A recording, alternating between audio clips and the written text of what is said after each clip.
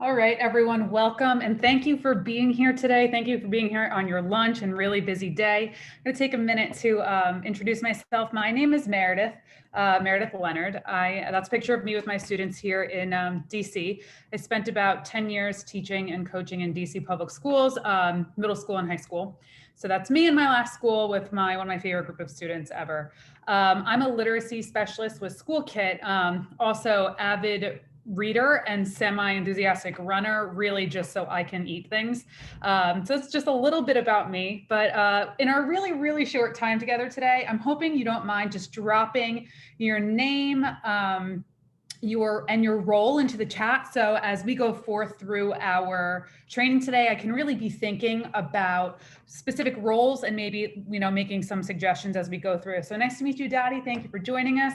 You can go ahead and drop those in there as we start our learning for today. Just name and role in the chat if you don't mind. And at this point, you might want to take a second to kind of virtually organize yourselves. I promise I'll make this as painless as possible on Zoom. But you might want to open up that chat, close other things, and get yourself ready for day 2. Nice to meet you, Kirk. Welcome. So let's talk. Hello, everyone. They're all rolling in. So everyone just take a look, see what we have here so that we can all see the vast array of experience we have and different roles we have. So wonderful. Excited that everyone is here. Welcome. So let's just go ahead and get started. We're going to do a little bit of a recap first because I know it's been a minute, and then talk about where we're going generally in the long haul.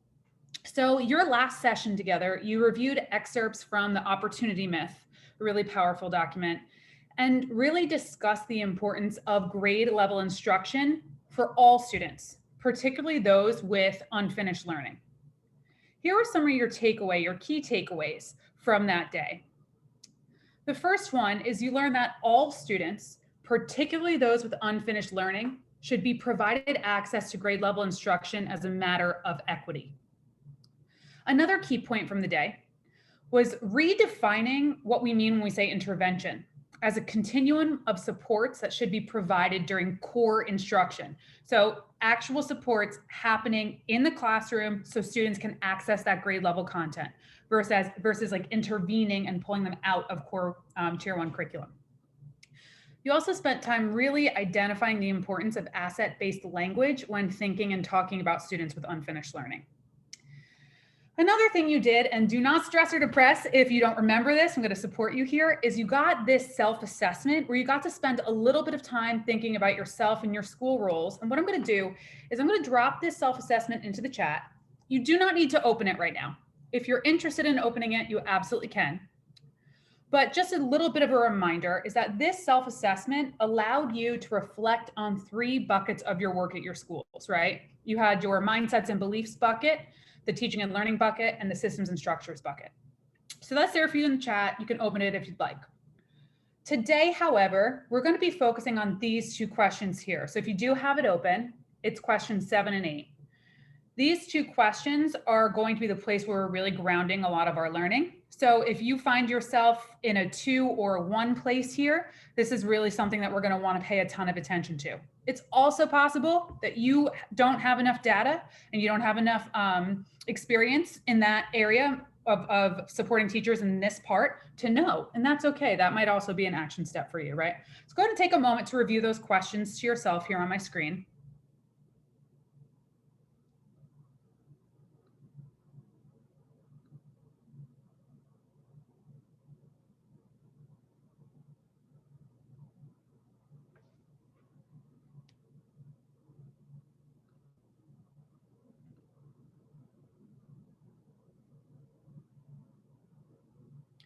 And we want to keep these in mind. And we want to keep these in mind very specifically this year, as we know time is limited. We're feeling the very serious impact of lost time on our students' learning. This now more than ever, our planning and supporting teachers and how we plan and use data is paramount to success for our students this year.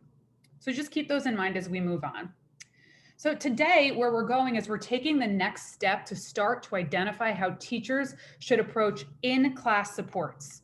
Our work during today's session is going to focus on comprehension and analyzing data that allows us to be strategic in providing access to grade level content for students with unfinished learning. I want to be super clear here. What we mean here and what we're doing here is we are looking at very specific data that's in class. So we're not talking about students who maybe need support with fluency and decoding. You will get there. Take a look at day 4, it's there. But for today, we're focusing very, very specifically on formative data that can be used during class to ensure that all students have access to grade level content, which is a big beast on its own. So let's go ahead and let's talk a little bit about how we're going to do that. So first we have our norms. You're going to notice that the first 2 are super tech-based, right? Camera on. Thank you so much for having your camera on, you all. It makes me feel like I can see you and I'm not talking into an abyss. It's really nice to see everyone, and I appreciate that. The other thing is, if you don't mind just staying on mute unless you're sharing out loud, so that way we don't have any ambient noise. The next 2 norms that we have here are really more about mindset and just acknowledging kind of where we are right now and the realities, and also knowing that we are leaders of this type of work and this change. And it's going to take a little bit of mindset to make sure that we are moving this work forward. So the first is trust the process, right? What I mean by that is really staying committed and engaged in our learning, even as doubts arise. They're going to arise. I tend to find that I always get to a place of, okay, this is good, but how? First, let's focus on the what, and then we'll talk later about the how, right? The next is take a strengths-based approach. And we mean really try to focus on the positive and remember that our goal together is continuous improvement. This work is challenging. This work is hard. This work takes a lot of time and collaboration, and that's okay. But we want to make sure to keep ourselves in that growth mindset and remember that we are change leaders, right? How can we bring action to our school and affect the lives of our staff, our students, and ultimately our communities that we serve? So all that being said, let's talk a little bit about how we'll engage with those norms. So these are our images that you're going to see, our engagement images throughout. We're going to have a couple of moments in breakout sessions, a couple of moments to chat. Make sure you're chatting everyone. Or if you have questions, you can privately chat me. My name is Meredith Leonard. So if you drop down there, you'll see me, Meredith Leonard. You can go ahead and privately chat me. The third one is our unmute and share, which I always like to give a little caveat. It's really awkward sometimes to unmute and share. You are nervous you're going to interrupt someone, we'll talk over someone. That's fine. That's par for the course. It is what it is. Don't worry too much about unmuting and sharing. Just lean into the awkward if you don't mind. And then lastly, we have our polls. We're going to take a few polls today and kind of see where we stand. These are always anonymous, so don't worry about answering wrong. It's totally fine. So all that being said, let's go ahead and let's access our materials. I'm going to drop a link to our note catcher into the chat, and you can click on it or copy it and paste it into your browser. And I'm going to show you what it looks like up here. You're going to notice that it asks you to make a copy. The reason for that, I'm sure most of us know, right, is that way we can make a copy, we can edit it on our own versus not. So I'm going to go ahead and click make a copy. You should do the same. And we just had a participant join. Here's the note catcher for you. This is what it looks like. So go ahead and take a second. If you do not mind, once you have it open, if you just let me know in the chat, if you can just type in got it or open so that I can make sure that everyone is on the same page.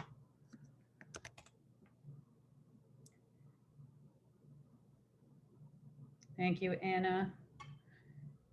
Perfect. Rolling in.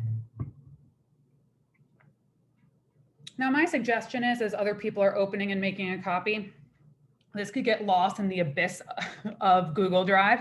If you are very interested in making sure you know where this is later, if I were you, I might put like my name here, and then you can organize, click on my drive, and it'll ask you like where you can organize it so you can move things around.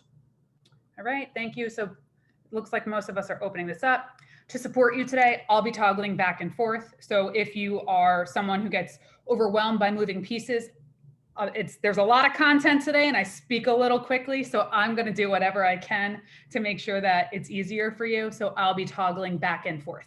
Okay, so whenever we get to the note catcher, I'll be sure to have that up so you don't have to worry too much about navigation. And with that, let's get into it. So here's our essential question for this whole course, right? What does equitable assessment look like? This is what we're talking about today. And what impact does it have on our approach to unfinished learning? These are huge questions.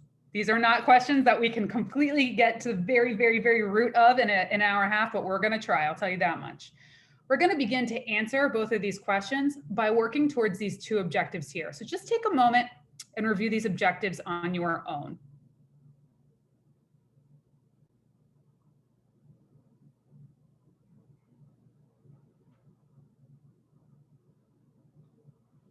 So as you can see, our focus today is using formative assessment to intentionally plan scaffolds that allow students to access and be successful with grade level instruction, right? This is something that would be best practice forever. This is something that we always want people and teachers to do, but it's more paramount now with our loss of learning. As you learned last session, adolescent readers are a really unique group. No two readers have the same area of strength and need. And the business as usual method for collecting and analyzing data to determine how to support older readers has to be adjusted. It just doesn't really work. So let's take a look at a little closer at this, right? Let's look at some of the research that helps us understand why this problem is so complex. As you uncovered last session, intervention as we know it is deeply, deeply flawed for older readers. First, through no bad intention, that's the first thing to name, schools typically use categorical data, not diagnostic data, to place students into interventions. And these data points do not encompass how rich and complex adolescent reading profiles are. So in turn, students are typically placed into whatever intervention the school already has in place, which rarely aligns to the student's actual needs, right? These decisions may take students out of core instruction or out of preferred subjects. So with the best intention, we pull them from art, we pull them from music, other subjects, right? Which has the effect of possibly limiting their motivation and confidence and further perpetuates this graphic here, which is so powerful, the Matthew effect. We now know that this process is not equitable. Our students, especially our older readers, with unfinished learning do not need the same things.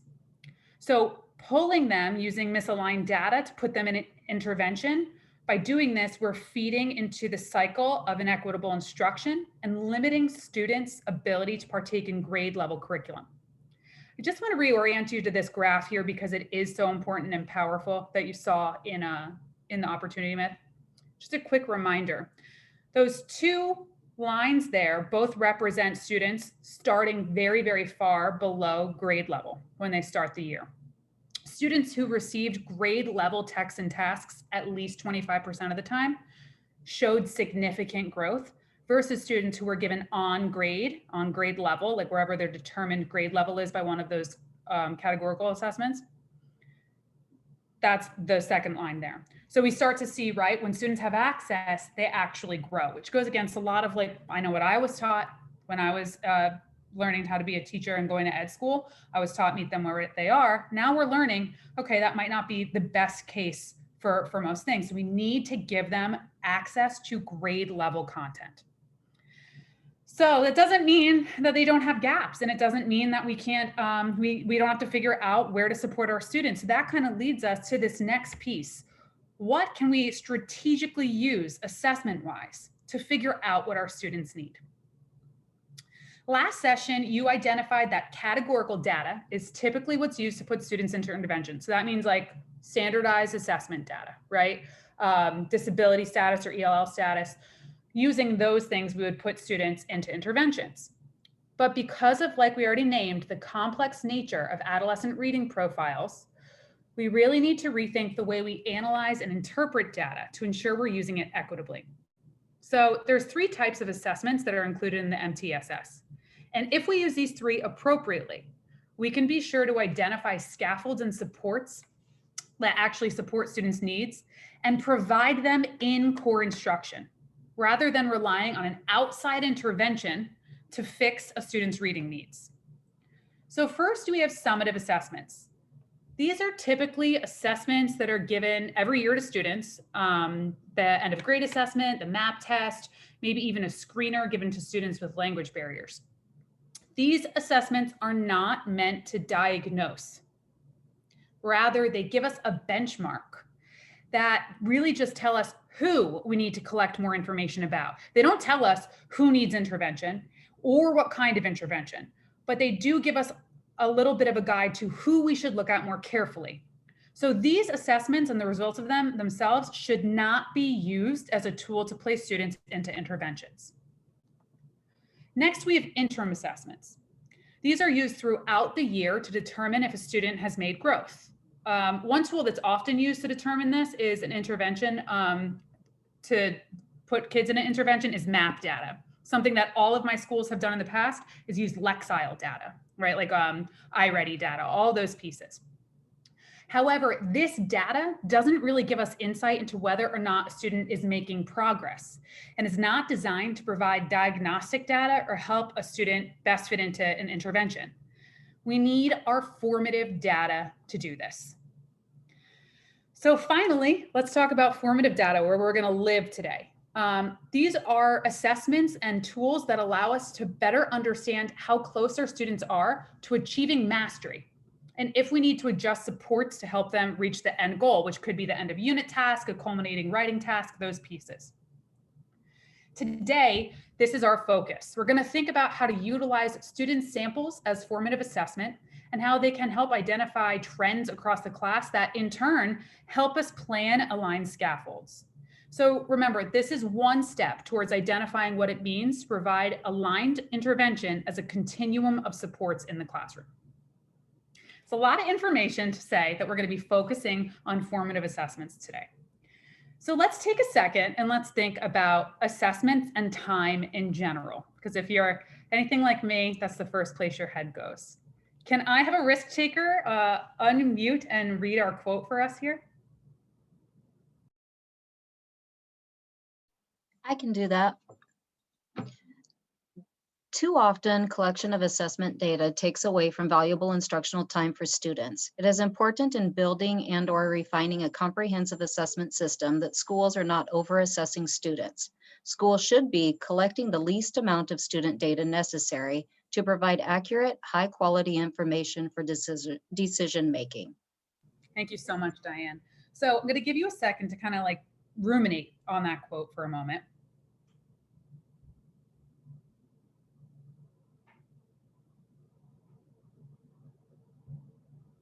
And there's a chat icon here, but just to protect your time today, I just want to name what you're most likely thinking, right? Especially with that heading up there.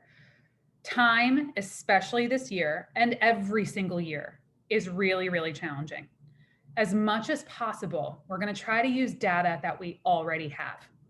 That is the point. Today, we're going to learn how to be even more intentional and strategic about using the data that already exists in our classes. So as we unpack our diagnostic assessments today, we're going to think about this not as additional data that teachers need to collect, right? That's not what it is. It's data they really already have. So this quote was pulled from the Nebraska MTSS website, and it's going to drive our work today as we use the data that's already in place to identify students' strengths and needs related to comprehension. All right. So I feel like that takes away a little bit of pressure of, oh my gosh, another assessment, right? Especially I taught for a long time, and just the way that assessment can break up the instructional cycle of things, we get stressed about it. This is really great to know that we're going to be using things that are actually in the classroom already. So how are we going to do that? One thing I want to highlight here is the complex nature of our adolescent reading profiles. As we thought about it last session, each reader comes to us with a really unique profile. So this is why we have to better understand how to support and scaffold our instruction within the classroom to support their individualized needs. So this is called the RAND model, and it's something maybe you're familiar with, but I'm going to go through it just in case we're not, as it is really the grounding piece of our learning. The RAND model of reading comprehension can help us better understand what actually goes into reading and understanding a text. So we're going to use this today as the launching point as we analyze comprehension data. So the RAND model helps us identify the three big buckets that influence a student's ability to comprehend. I find this to be very straightforward and very helpful. So it's three different pieces that really go together, that work together to support a student in comprehending, or work against a student comprehending. So the first is the text. When we think about the text, we consider first how complex the text is. That is, what genre is it? What is the text level, or any other factors that make a text challenging, which we're going to touch base on soon. The next piece is the activity or the task itself. So when we're considering what we're asking our students to do with the text, how challenging is that, right? Are they writing a response? Are they filling out a KWL chart? Are they doing it with partners? Are they doing it independently? Are they completing a graphic organizer? So each of these things impacts how well a student might perform on the task itself, right? And then finally, we have the reader, which has so many different elements to us, right? This bucket includes our reading skills, our students' reading skills, their background knowledge, vocabulary, emotions, affect, interest, motivation in the activity, and many other factors. So together, all three of these buckets, the text, the task, and the reader, can better help us understand what scaffolds and supports our students might benefit from in order to comprehend the text we put in front of them. In addition, when we put these three pieces together, we can track what supports are actually working for our students and what supports maybe we don't need to use next time when we continue to plan our instruction. So this model is something we're going to keep in mind and walk through as we go through our learning today. And it's going to help us think about how to analyze comprehension data. So as we engage with today's content, I want us to keep in mind our focus. So this might be challenging, and maybe it's already come up in your mind for you, especially if you have a background in teaching reading or writing. Today, we're really focusing on the comprehension side of a student's reading profile, meaning that we're going to think about how they're demonstrating their comprehension of the text and the unit through artifacts, through student work. However, we are missing one big piece of the puzzle, which is thinking about the role that fluency, which is the accurate reading of a text with the correct rate and expression, right? That is one large piece. And decoding, if students know how to make the sounds of words and figure out words, those pieces are huge. We're not going to touch them till day 4. They are coming up. You are going to spend time really thinking about these pieces. But for today, we're going to be focusing very specifically on how comprehension is impacted. And something I think that really resonates with me every time I get in a place of, oh, this is challenging. When we talk about comprehension, reading skill is not equal to thinking skill, right? Students have the ability to think on grade level, even if they may struggle to read on grade level. So when we think about this, we're really thinking about how students are able to comprehend a text. We want to make sure that we're staying in that place of comprehension versus this place of fluency and decoding. We will get there though. So all that being said, we're going to dive right in. In a moment, we're going to use that RAND model to analyze formative comprehension data. I had a few people join a tiny bit late, so I'm going to drop the note catcher in there for you to open and make a copy so that you have access to what we're about to do. So this type of diagnostic tool helps us identify what students might find challenging about a task and how their performance might impact their end of unit success. We're strategically focusing on a task that teachers would already be using in a given lesson, which allows us to use this as a diagnostic tool to identify what types of additional supports they might need to provide. So this is already in their Tier 1 curriculum. They did not separately create this. This was something that was already in their curriculum that they're using with Fidelity. So in order for us to understand this question, how do we analyze comprehension data in response to a complex text? We have to go through the task ourselves, exactly what we know teachers have to do, intimately know their text, intimately know their task. We have to do the exact same thing. This is the process we should always take when we're asking our students to complete work. We need to complete it ourselves first, right? This shared practice is going to help us think about first the text, what's going on in the text, and then also the task, which are two of the key components in the RAND model. After we actually read and do this task ourselves, we're going to step back and we're going to really unpack this experience as educators.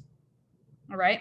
So what we're going to do is we're going to navigate to our note catcher and we're going to spend about 5 minutes reading the text. While you're reading the text, I want you to be thinking, what is the central idea of this text? And for some context here, this is being taught in a 6th grade classroom They are learning about the Syrian conflict, and you're asking them to read this text.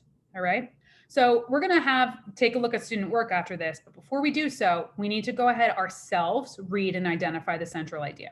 I'm going to go ahead and name. This text is like, if you think about sixth grade and you look at this text, you'll be like, this is challenging. I think it's challenging. Okay. So if you have that gut reaction, I think that's normal and fine. I'm going to go ahead and toggle on my screen so you can read it on mine if you'd like. We'll take about 5 minutes to read this.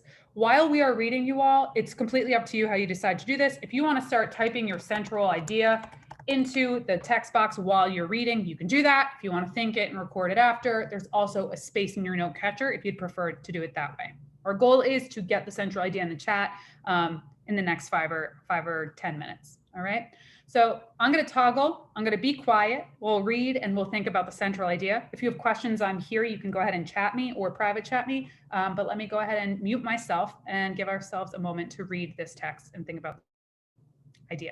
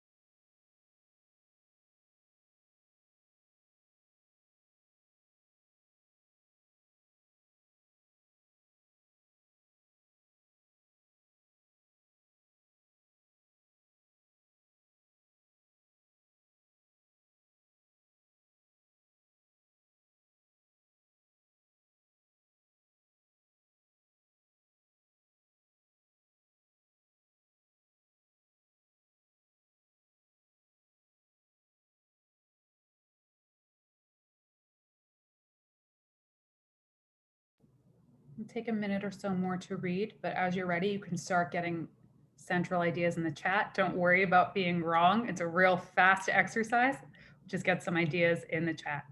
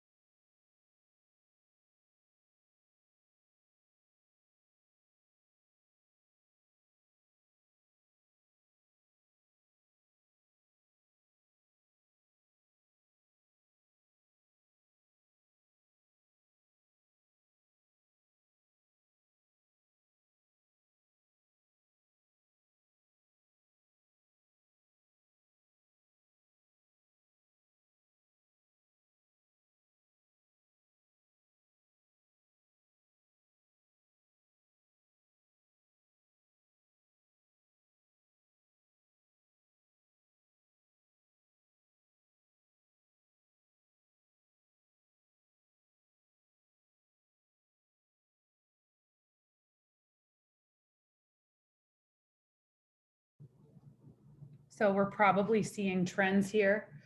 Most of us are naming the importance of heritage and protecting heritage, naming Civil War pieces, right? So it's clear we're all on a path where all of these really are pretty much hitting the nail on the head. So what I'm going to do, thank you so much. Oh, I like how we're getting, man, imagining teaching this as a whole, Jen, that's just what this made me think of, the discussion that could be had teaching, right?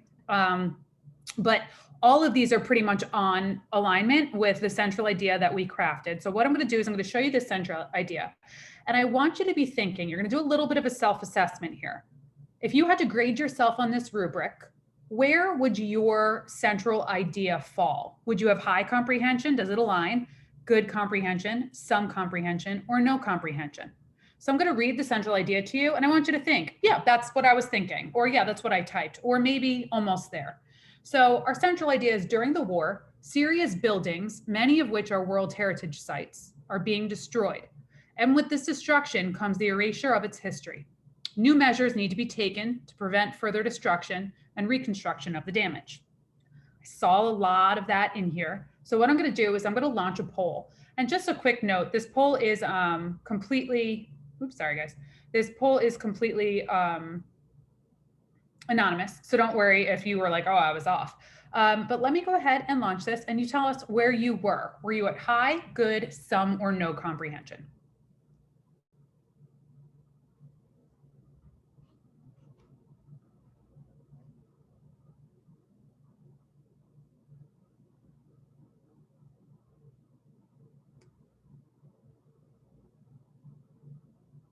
Take about 10 more seconds.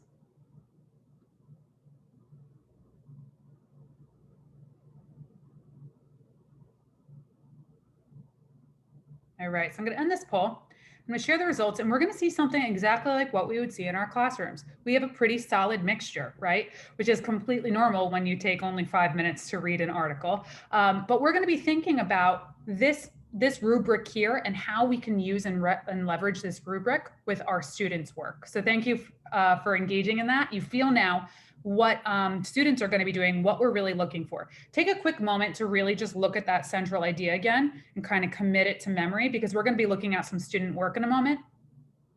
We're going to want to make sure we know what we're looking for.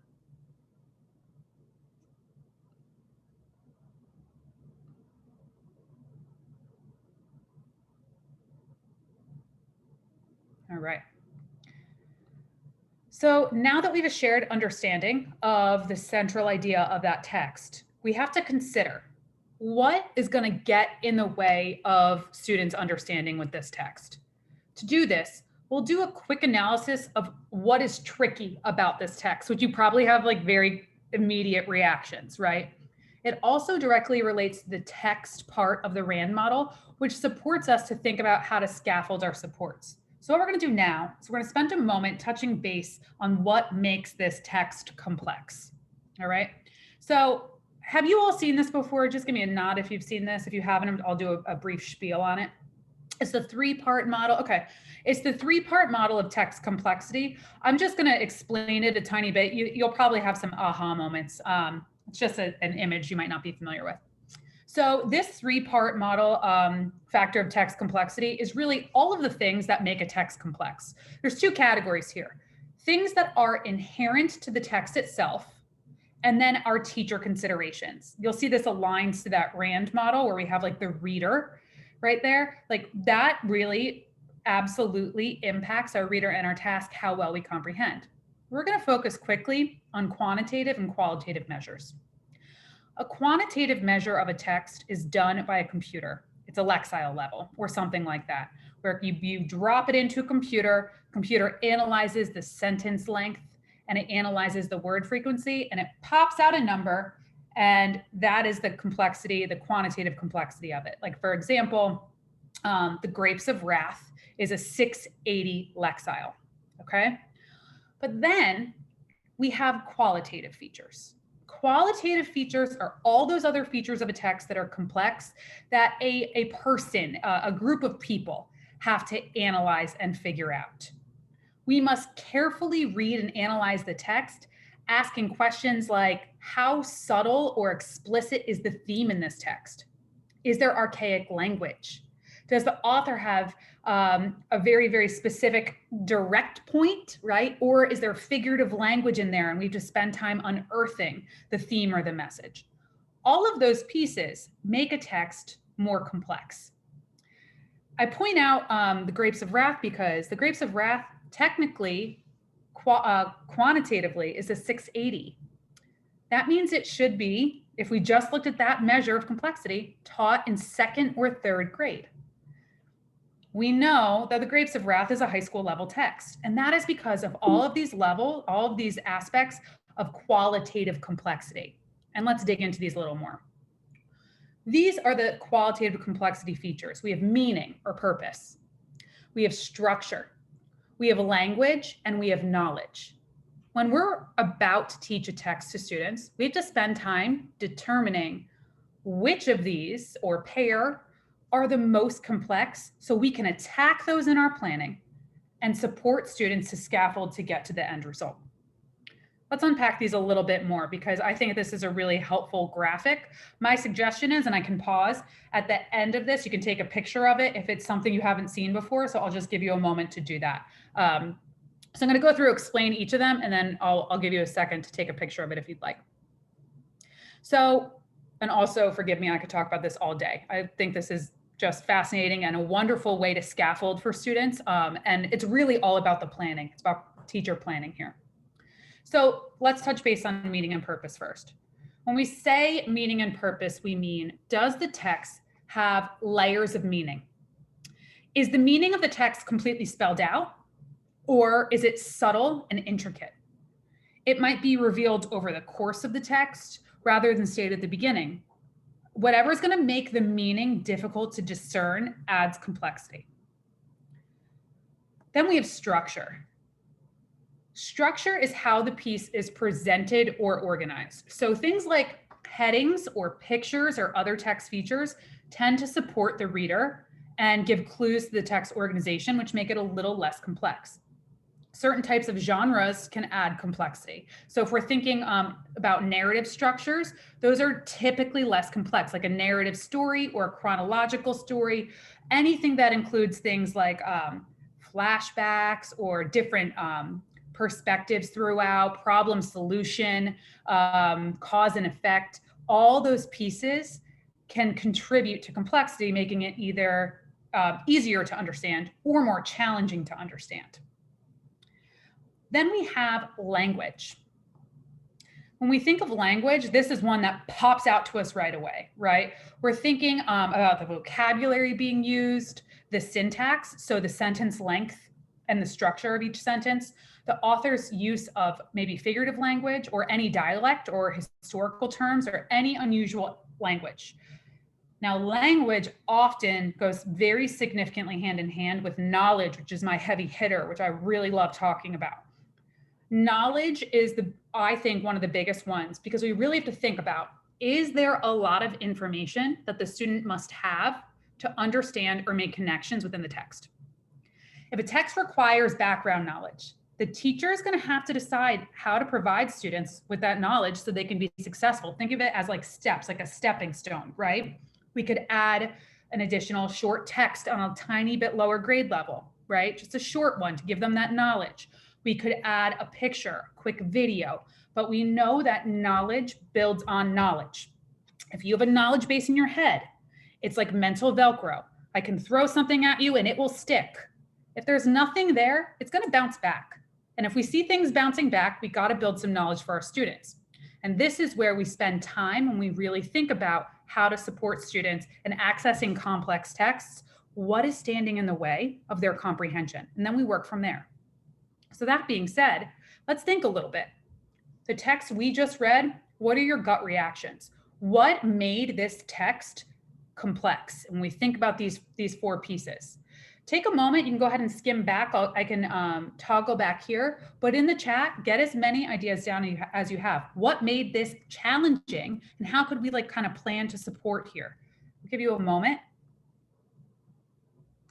to read that question and then I'll toggle back to the text.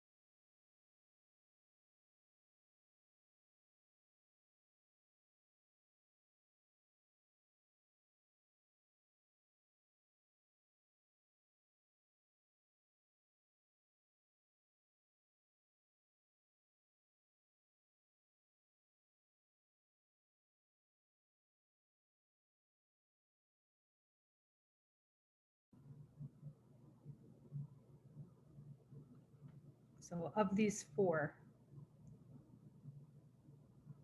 tell me what makes it complex.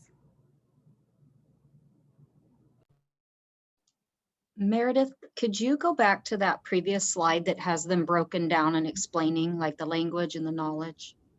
Absolutely. I'm horrible. And I said I would pause there and I didn't because I get too excited. Here you go. This one. Very good. Thank you. No problem.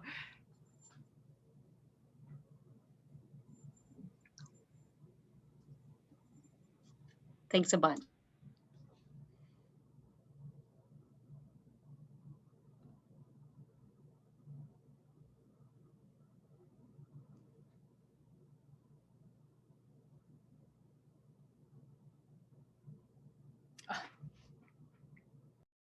I agree, Anna.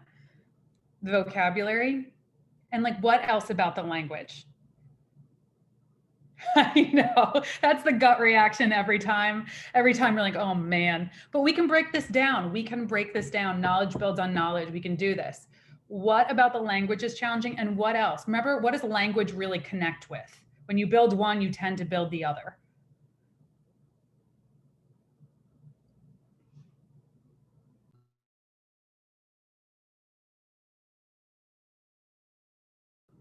Yeah, it's rolling in the knowledge. That knowledge is intense and that knowledge leads to students struggling with language, right?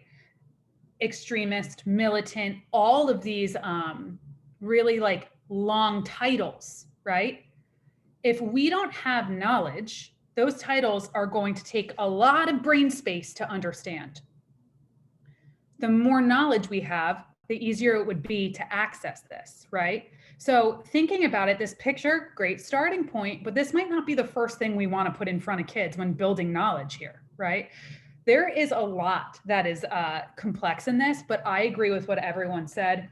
The knowledge, and then obviously linked with vocabulary, is without a doubt the place that we need to spend time. And if we're scaffolding in our classrooms, that's where we would spend our very intentional scaffolding time to build students' knowledge bases. So when they see this, it sticks and it doesn't bounce back at them. So let's take a look now that we named like the most complex text, let's take a little bit of a moment and talk about why this is so important to do every time. Every single text is different. Every text brings a different thing. Every text brings a different challenge. Depending on the text, some of those elements will be complex and others may not be. We need to know this as teachers so we know where to really identify our support. So I always say, like, we have to intimately know our texts. Intimately, we have to spend time with them. What is the central idea and what gets in the way of that? Because while we do have skill-based questions, the big goal of reading is to understand what we read. That's what we do. The standards help us do that. The standards aren't the end goal. Comprehension is, right? So this is really, really the focus of what we're going to do next. We're going to learn how to deeply look at a text and look at student work and see if students are getting it, and then figure out what we can do after that in class. Analyzing what makes a text complex equips us to anticipate challenges. So we save time in the forefront, right? And then it also helps us anticipate roadblocks to comprehension. If we sit and we read that and we all have this reaction, we have a knowledge issue here and perhaps some key terms we want to make sure that students know, that's really going to move them immediately towards understanding. But then we also have to look at another piece, which is the task, right? Knowing the text is just half the battle. I'd like to acknowledge that there's a lot more to this. Let's take a look at the content on the screen. It reads, however, if we just analyze the level of the text, we fall short in understanding the full, complex, dynamic nature of comprehension outlined by the RAND report. So this means we also have to fully understand the task itself. It's that interaction, the simultaneous consideration of the demands of the task and the text, that helps us understand how to support our students. So this is something we'd want to really keep in mind every single time we did some work like this. So now we're going to do exactly that. We're going to take a look at the task. We're going to see some student results, and we're going to really think about the marriage of the two together and what we should be seeing. So I'm going to break this down a little bit for you. So we're going to imagine that this particular task for this one day and this one text is this KWL chart. All right. Can I just have a little bit of confirmation or knows if we are familiar or not familiar with KWL? Okay, so most of us are, right? This is a really like normal practice. We see this often. We tend to often see this in elementary. I want to kind of shift your if you're thinking this is an elementary thing, I want to kind of like push back on that a little here because I really like how this is done. And I think it gets us to a place that I never really thought of with the KWL. So in this strategy, students first activate their knowledge by writing down what they already know about the topic. So prior to answering this L question here on the screen, their students are already writing down what they know, that's the K, and what they want to know about this topic during and before reading. They discuss that in class. All of their knowledge is activated. They're already starting to build knowledge by hearing one another's wants and their knowledge, right? So we're spending time building the base here. And then they move on to this L question for the day. What impact did the war have on Syria's heritage? Now, I do not know about you, but typically, and this is a moment of vulnerability, when I gave a KWL when I was teaching, it would be like anything you learned. Like, what did you learn? You know, like open question. This question is extremely targeted. This question is targeted. It relates to the main idea, and itself, it acts as a scaffold to understanding. So the teacher asked students to record their learning on this question in the L column and reminded students that this passage would build understanding and knowledge for their actual culminating writing task. So this here, this KWL here, it's also beyond building knowledge. It's definitely a scaffolded strategy, and it builds that base that we're really thinking about. It's got multiple scaffolds built in already. So that being said, are norming on what they're doing. They're answering this L question. We're going to imagine a classroom full of students just completed this task. All right. So we have a whole 6th grade class that finished this. They use their KWL to support their knowledge building. So what we're going to do is we're going to use the same exact rubric that we use to grade our understanding, or to, I don't want to say grade, to measure our understanding for these KWLs. But it's a little bit more, I just want to show you in the note catcher because it's a little bit more intense. It's right down here. So this is the rubric that we're going to use. So you'll notice it's comprehension and evidence in here. Very simple, but still it's got both of those pieces here. So this rubric is meant to be simple. Now the vision for this is that this rubric can travel from assignment to assignment to assignment to assignment. It doesn't need to change, but it can change. If you're sitting there and you're thinking, oh, I might want to add this or change this, it's a very, very flexible tool. So teachers may choose to change it. However, as we move on, really just like spend some time thinking about why this as it is right here is really, really helpful. When I think of rubric grading, I get stressed out. DC is a park place. And so we had the park writing rubric and all of those lines and breaking down what it meant and what things looked like. I would just sit there and get stressed and depressed, as one of my students would always say. This is, do they understand it and do they prove it? And there's the simplicity about this. Diane, I love you for saying that. Give us some positivity. I love this rubric. But we'll see like what the hidden issue is with rubrics in a moment. Let's go ahead and dig in and I'll stop talking because you know I do that too much. We're going to get into breakout rooms, and here's what we're going to do. We are going to look specifically at the L column of 4 student work samples in our breakout rooms. And together, we're going to spend some time determining, is this a 3, a 2, a 1, or a 0 based on this rubric here. We're going to come back together. We're going to do a tiny bit of quick norming. So don't worry, we're not going to belabor this. And I do want to name with rubrics. And this is the part, Diane, where I'm a little too type A. Where I want the answer. What is it? Tell me what it is, right? Well, writing is just not like that. Reading is just not always like that. There can be argument in it. So if you in your room, someone thinks it's a 3, someone thinks it's a 2, that's okay. All right. So just like think about why we're saying something is what it is. So what we're going to do is I'm going to open up these rooms, and you're going to have about 7 minutes to go through these work samples. Let me show you what they look like. You have your place to go ahead and write down your rating and rationale here, 4 different samples. They're slightly challenging to read. This first one is slightly challenging to read. These numbers at the top mean nothing, just so you know. So there's 4 of them here. We're going to go through and We're going to spend some time looking at the L's of each of them and trying to determine where they are. My suggestion is when you get into rooms, take about 3 minutes to read independently. Then you can start chatting, talking with one another, seeing how we feel. I will be, you can private chat me. It should let you do that if you need any support or help. And when we come back together, we'll talk a little bit about what we're seeing in this rubric. Before I open up rooms, do we have any questions about what we are doing?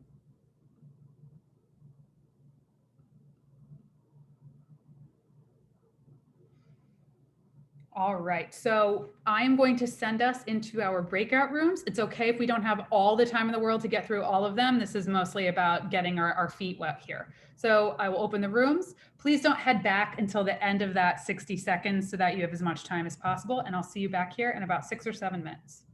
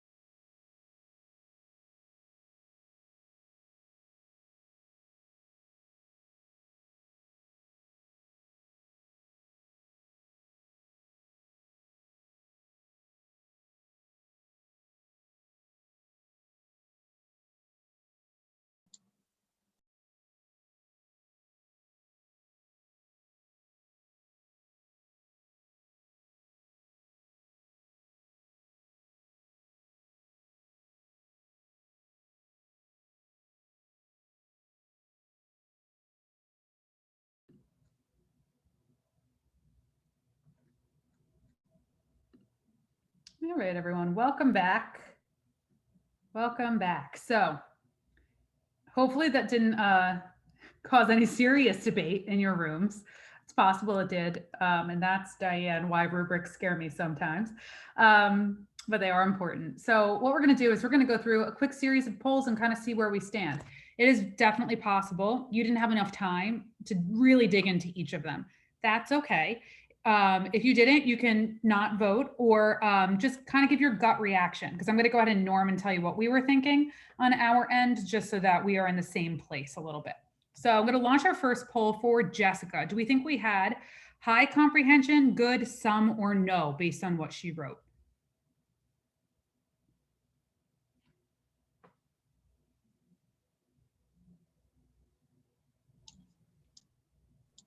For which one was this again? Sorry, I had interference. Oh, that's okay. Jessica, student 1. Student 1, okay.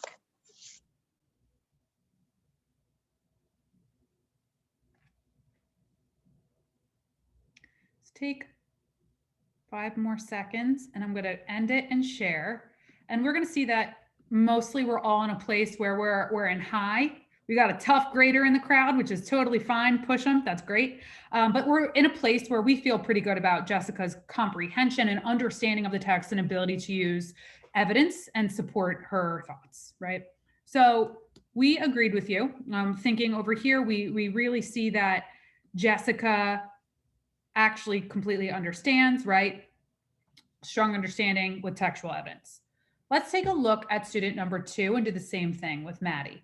So I'm going to relaunch the poll and I want to see what you're thinking for Maddie.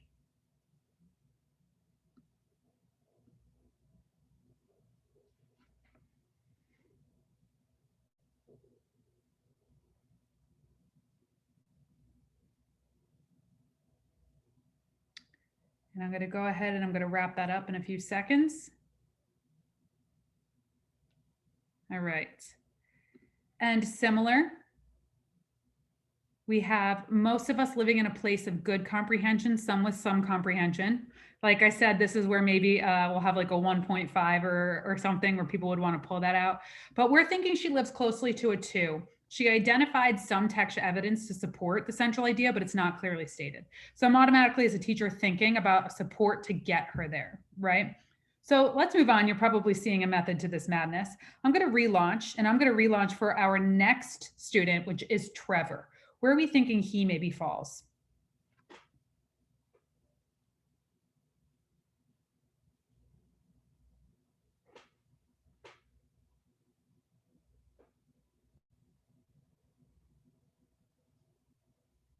And this one's super clean and clear. So I'm ending it before anyone shows, because we all agree he's in that some comprehension place. He definitely needs some support, right?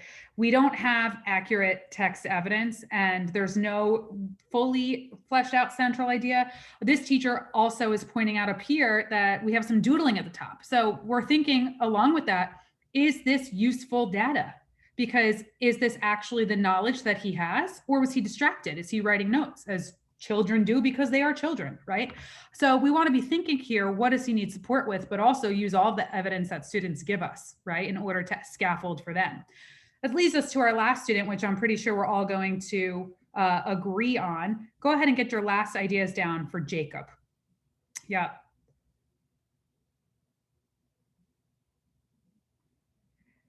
Rubric grading is never this simple, but we are all living in a place where we see that he really doesn't have comprehension, right? We see when we see this work that this student definitely needs support with understanding. The teacher may actually be thinking there are other interventions the student may need outside of core curriculum. This might be a place where fluency and decoding are needed, right?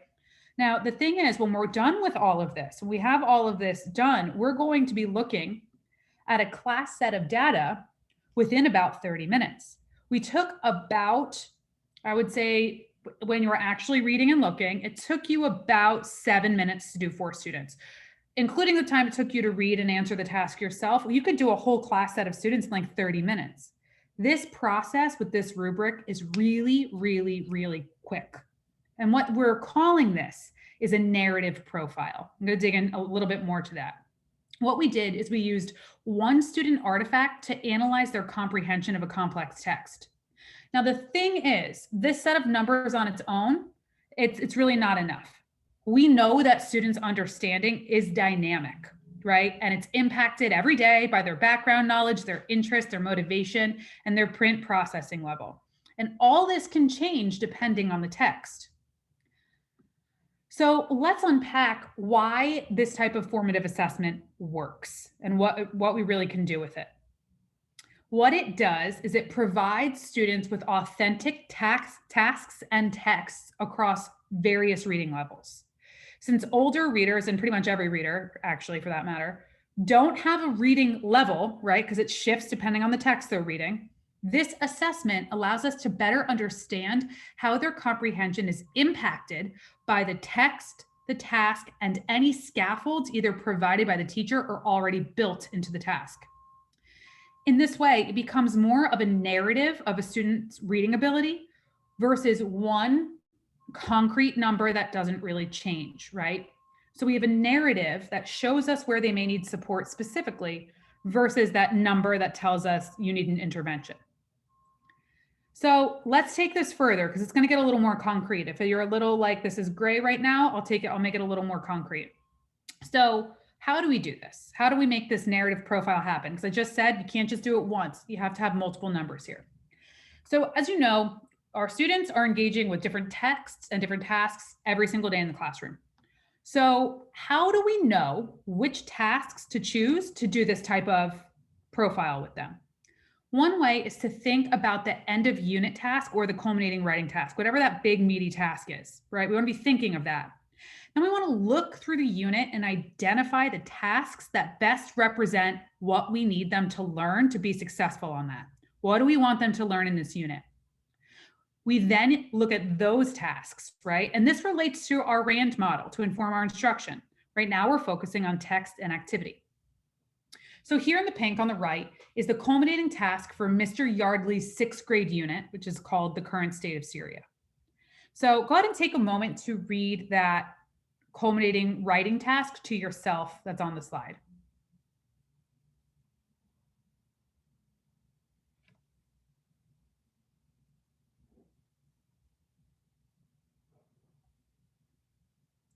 So you're probably noticing that if students are to be successful on this, they have to examine 3 different things: the people, the country, and the heritage, right? And then also synthesize all of that learning and all the text they read to answer this question. So with that in mind, knowing that they have to understand all 3 of those pieces, Mr. Yardley decides to choose the 3 unit tasks that were the most important in this unit to gauge students' understanding of the content and to better help him identify who might need more support to perform on the culminating task. So exactly what he did for that KWL, he's going to do on a few more assignments to create this narrative profile and see what students really need targeted, specific support to be successful. So knowing this, let's talk about what he decided to choose. So first, he decided to choose a map and a timeline to help him analyze whether students were understanding the impact of the war on the country. In this activity, students read slightly below grade level passages to identify the events and locations of the fighting, and they map these onto a timeline. So that's one thing he's really going to carefully look at. The next thing he's going to carefully look at, the next task, is a summary of a set of interviews from the people who fought or were affected by the war. These interviews were written on grade level. And during this task, students get to listen to each interview, and then they also get to read and summarize them with a peer. So we have a lot of different things happening in this task. Mr. Yardley thought that this task would help him identify if students were able to analyze the impact of the war on people, right? So that relates right back to that culminating task.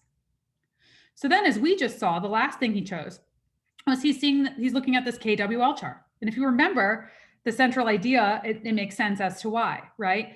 This is a text slightly above grade level, and he's using this to really gauge an understanding if students really can comprehend the impact of the war on the country's heritage.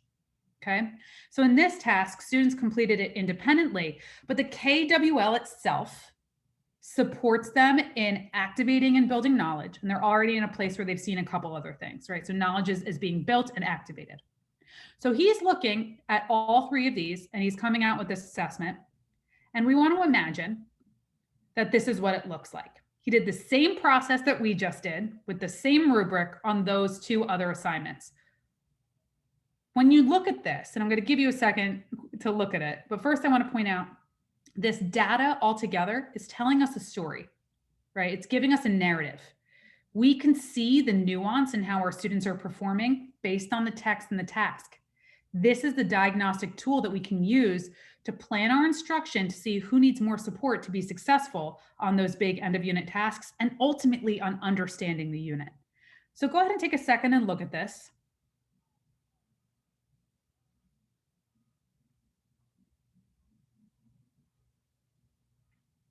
You're probably noticing if you engage in this process with a few different texts and tasks, you'll see a pattern. You'll see things that you want to really pinpoint. It's not just students' performance on one thing, which could be chalked up to a lot, right? We're seeing patterns. We're really starting to thinking about what students need what, who else we really need to focus on, right? And starting to think about how we can plan aligned supports here. That leads us to our question. How do we really use this data? I know our minds are probably going to places now because we're all educators, but let's talk about it really specifically. When we look at these trends, we can identify who might need additional supports and who might not, right? By looking here, take a look at Jessica's. We can see that she's able to read and comprehend grade level texts and tasks and really doesn't need additional scaffolds. So she should be fine on the culminating writing task as is.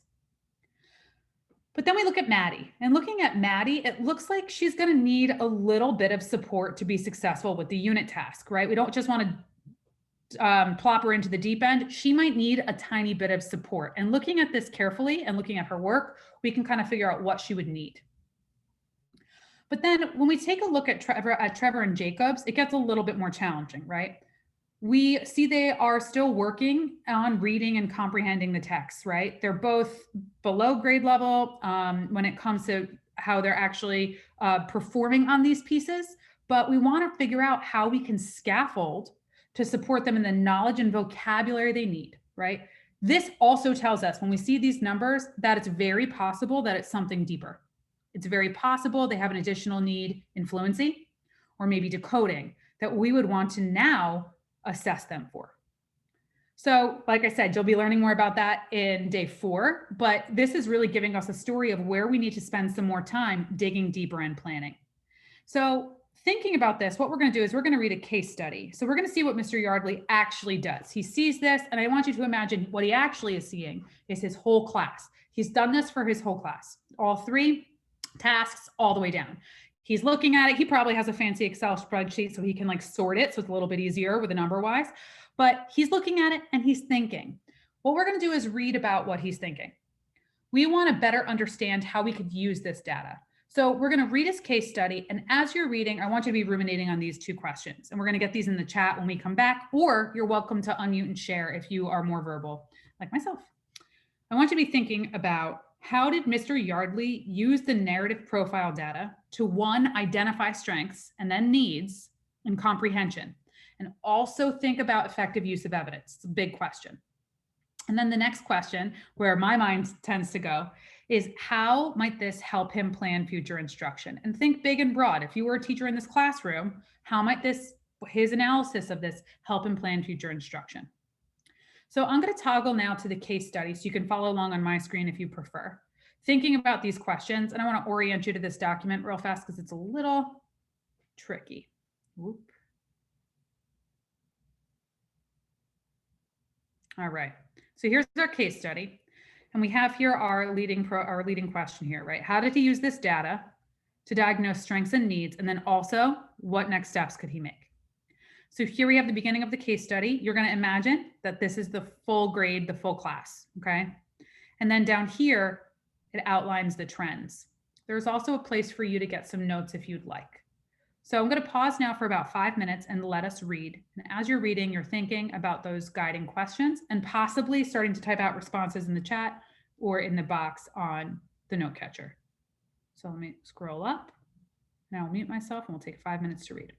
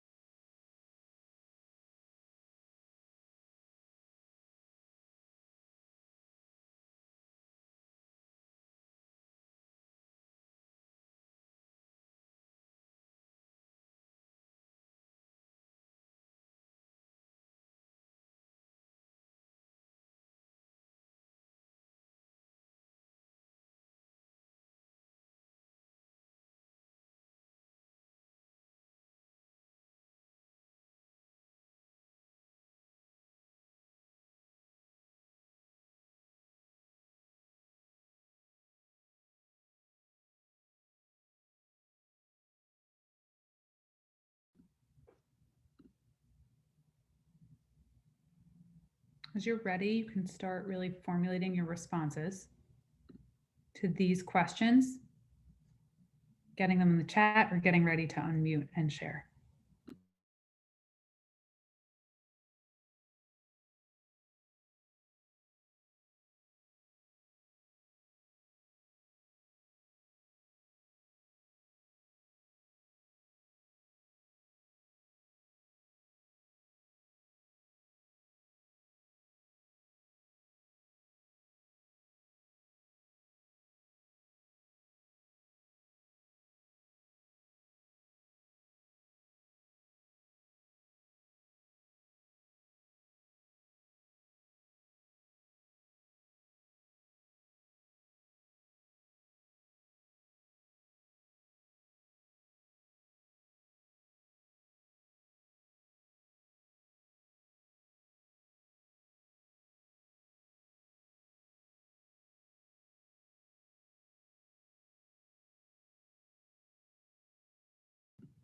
At this point, I'd like to invite anyone, if you'd like to unmute and share, you're welcome. And you can start pressing enter on those ideas in the chat.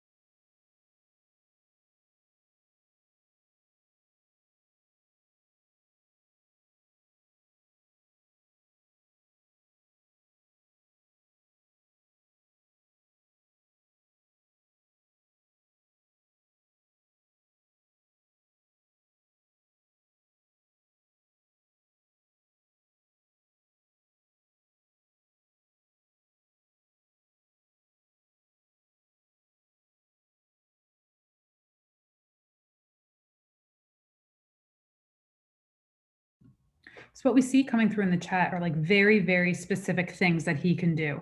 He is sorting students based into what their specific needs are for either we have really scaffolding to the text, right? And the last task, he's putting students in areas of what they know so they can work in small groups. So we have very, very targeted instruction here.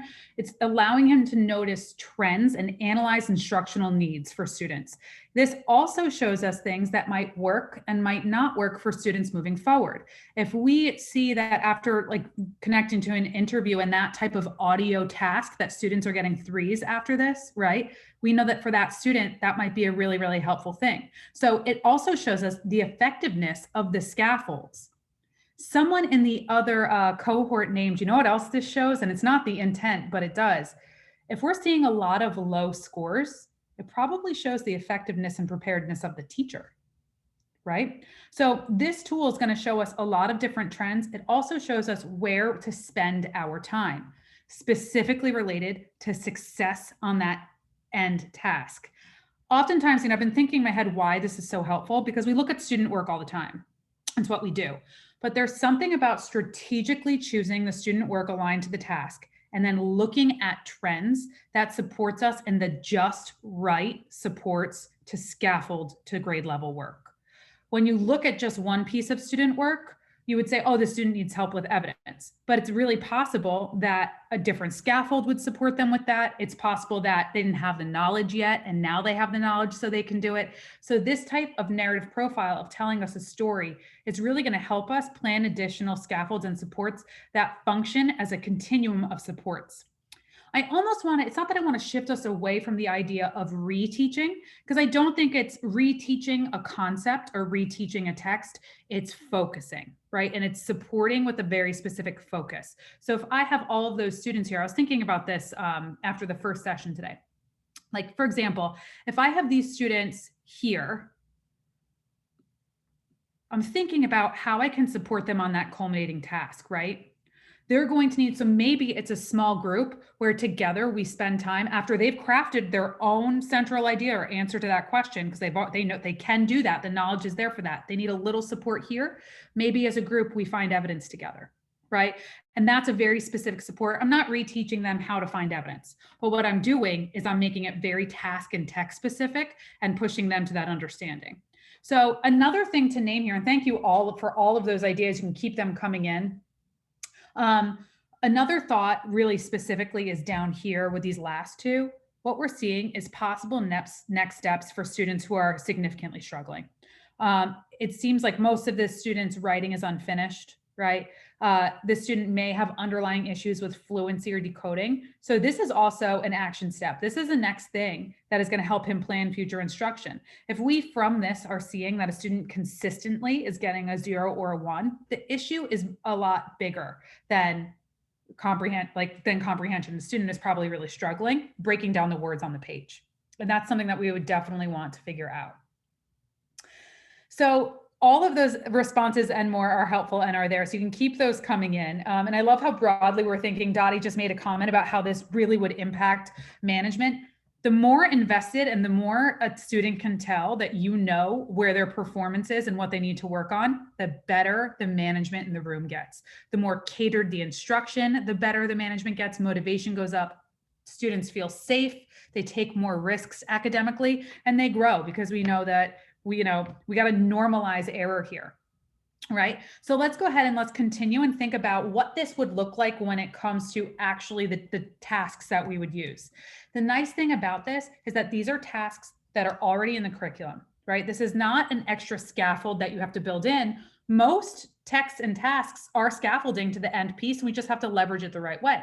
So we could use lesson specific data such as exit tickets, or if you use the guidebooks curriculum, expression, understanding, writing prompts, or it could be completed graphic organizers, discussion notes, right? If we're listening to students and taking notes, or them taking notes and changing their opinions as they discuss, listening in while they're reading and talking with a partner, observations, any of these can be flipped into that rubric and added to a narrative profile to really determine what specific supports a student needs to be successful on that end of unit task.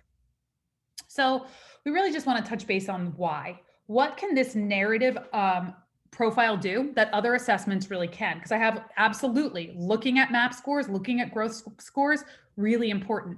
When we think about what this can do that other ones can't, it allows insight into how students perform with grade level complex text across genres.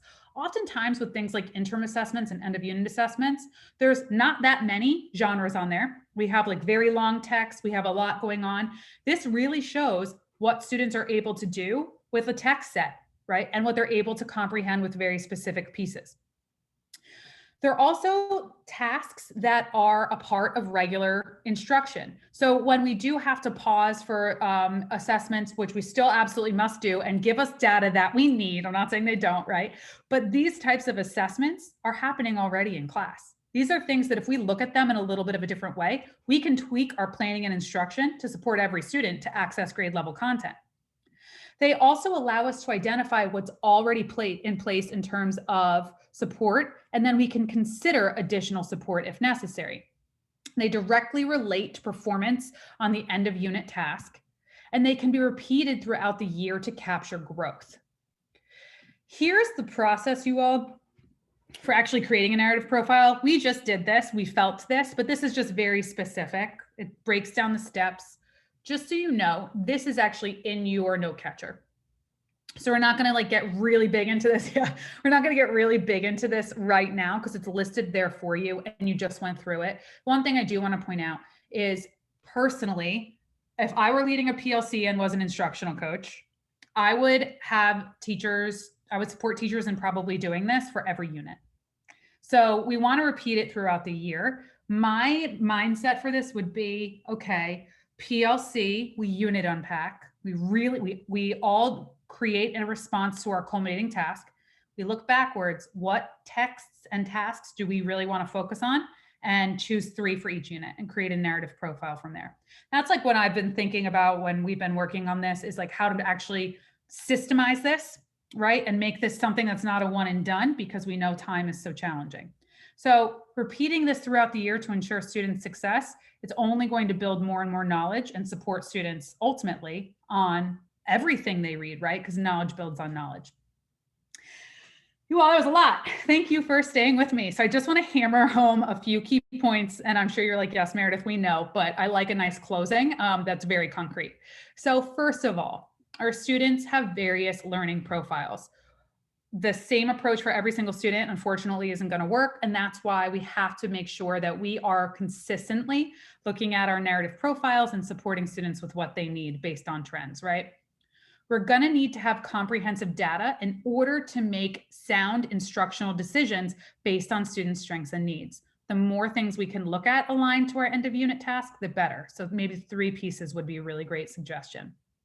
And we're going to call this type of intervention as continuum of supports.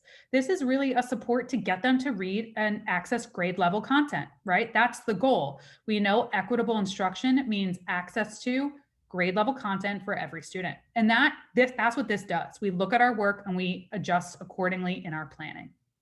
So all that being said, we are down to the wire. So I want to respect your time because I know you have absolutely none of it. If you feel so inclined, just take a moment and reflect for yourself, because I know that I did a ton of talking today. What did you used to think, but now you know? If you want to get it in the chat, you are absolutely welcome to, but I want you to spend a moment and really just reflect on how this shifted or maybe affirmed your thinking. And as we do that, we're going to move into our wrapping up. So when next time you come back together, this is a really exciting session. You're going to spend specifically an hour and a half really talking about vocabulary and knowledge as supports for students understanding complex text, which we talked about a bit today, which you're going to get into. It's a really interesting day. And then last time, you're going to be looking at fluency and foundational skills. In between this session and that session, if you have the chance, try this out. Go back to schools, unpack some units, pick a few things and see how this goes. Really spend some time giving this a shot. And with that, we hit our end of our time together today. I'm going to go ahead and chat the link for our survey. If you do not mind filling that out, that would be wonderful. I will also stay on for a few minutes. So if I know I just like whirlwind, like Tasmanian deviled it up. If you have any questions, I'm here. So I'm going to pause, mute, ask you to fill out the survey, and you're free to enjoy your afternoon. And thank you so much for everything. And I will be here if you have questions. Whew, thank you all.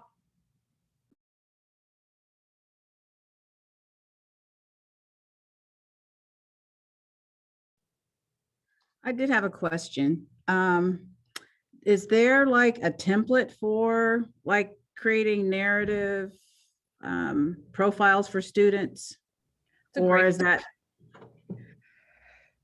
To my knowledge, no. And I think a big part of that, Diane, is because the rubric is supposed to be flexible. I don't think it would be a huge lift for someone to create, but I can pass that question along to your facilitator for the next one. And if we find anything, make sure to include it. Because I noticed that for us, we're writing, this time we're writing personal narratives. And I see some students take it and run and other students are struggling, even though I say, this is what you're supposed to do. This is how I do it. Now you do it. And then I still look at their stuff and it's not quite there. Yeah, and it's like we need more like precise pinpointed issues, right? Yeah, like, yeah. And what could I do as a classroom teacher to like maybe create a mini lesson, maybe just for them or for a small group? And maybe my co-teacher could do that. And the rest of them that get it, we can just move on. Yeah, I mean, it could even be like a shared or interactive writing versus like, because I was going to say first thing is modeling, right? But after that, it could be like a shared writing piece where your co-teacher is like, all right, we're going to create a narrative, but you're going to help me create my narrative, like what you think my narrative is. And maybe she starts or he starts them off, and then together they craft it so they can start to see the process of it a little bit more, pausing throughout the way. There's a really good, I want to say it's on TLC, the Learning Channel. Yep, TLC, where it's called Shared and Interactive Writing. If you Google Shared and Interactive Writing on TLC, it should support you in like the art of teaching kids like that writing piece through it, doing it together. And that might be a little helpful. Okay, yeah, because that's what I see, because my honors class, they've got it, and I just show it to them and they're gone. But it's like the ones that are the special ed and the ones who are like the first and second grade reading level, they really struggle with them. Yeah, and it also makes you wonder, like, is it a understanding the structure, right? Writing is really complex. Like, do they understand the voice? Do they understand like the structure of the way it's supposed to be? Maybe it's giving them sentence frames and having it be like a slightly different piece where it's like you give them a few sentences where they start and then they go in and add more information. Okay. That sounds good, because I thought we were going to have this done this week, but it's taking so long that I've actually had to add extra weeks because I'm trying to do mini lessons to at least try and help them figure it out. So yeah, I would say really pinpointing whatever you can to as much as you can, use your co-teacher to support those students so that your instructional time isn't